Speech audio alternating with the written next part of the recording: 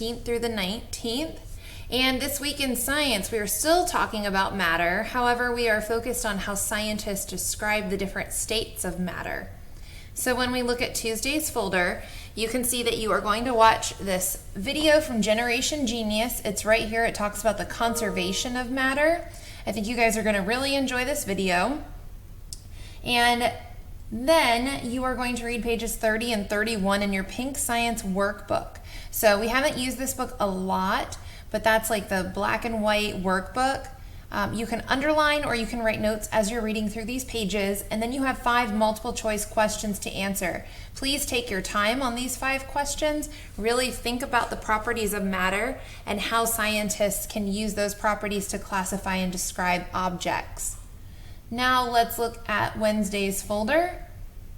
You have a short video that describes the 3 states of matter. You are going to print this interactive notebook page that describes solids, liquids, and gases. And then you are going to follow along in this teacher video, and we are going to go through and complete that interactive notebook page together. The notebook page is located right here so that you can print that for your science notebook. On Thursday, you have another Generation Genius video to watch. It is on the particle nature of matter.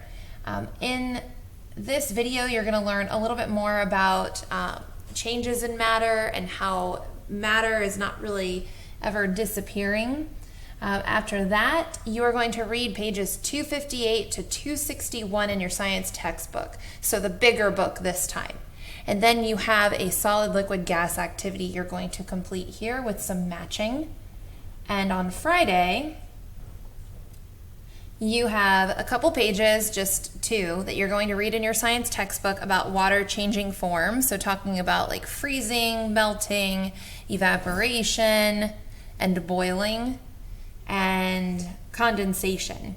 And then after that, you have this video that you're going to watch. In this video, they just focus on melting and freezing, but I think they do a really great job of showing how the particles change and why matter is changing from those states.